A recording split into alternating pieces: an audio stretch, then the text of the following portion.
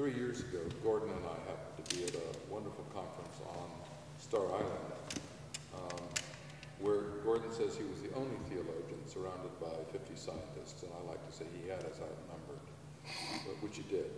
And I gave a talk on reinventing the sacred, a phrase that I stole from one of my friends, N. Scott Monaday, a Pulitzer Prize-winning Cairo poet, that later became my book, Reinventing the Sacred, that came out a year ago, May 2008. And I spoke about it to the group at Star Island, and Gordon got up after I spoke and basically said much the same thing. And I walked up to him afterwards and said, I'm an atheist and I've never talked to a theologian.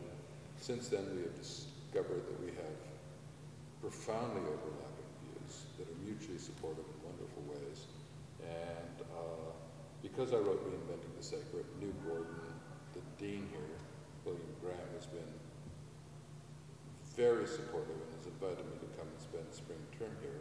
And Gordon and I have taught a course to about 20 students here at Harvard, about half of them Harvard Divinity School students and the rest otherwise, and some auditors. And on the subject of emergence/creativity and God. Emergence, creativity, and God. Just exactly what we want to talk about. The idea that God is the natural creativity of the universe has been our core theme. And meanwhile, we've been running, the three of us and others, an evening discussion group that's rambled over lots of topics. And central to it is, as we'll get into as we talk further, the scientific and philosophic arguments I've been pursuing imply that we not only do not know what will happen, we don't even know what can happen. And that implies something profound, which is, how do we live our life when we do not know what can happen? And if you don't think that's true, talk to business people trying to figure out how to invest billions of dollars, and they don't know what can happen. And there's no methodology to decide. And it comes into risk assessment, and it comes into a lot of other things that recent evidence suggests we're not doing so well. Anyway, we've had a wonderful time with this course, and I have learned infinitely more theology than I knew when I came here, and I now know a tiny bit. A tiny infant. Right.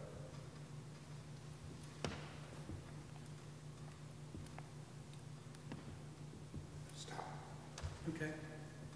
We really have to decide where we're going to go, I think, instead of just... Yeah, I think you're skating along the surface. Yeah. Yeah, we are.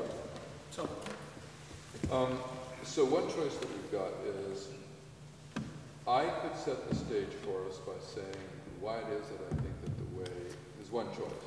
I could set the stage by saying why it is that I think that the way the universe becomes is not describable by law fully, and therefore there's creativity in the universe. Yeah. And then that opens the door for you. Then I could pick that up. Okay, and then you can talk about, then we can talk about, one of the things we can talk about, Liane, is what are the grounds for hope? Okay.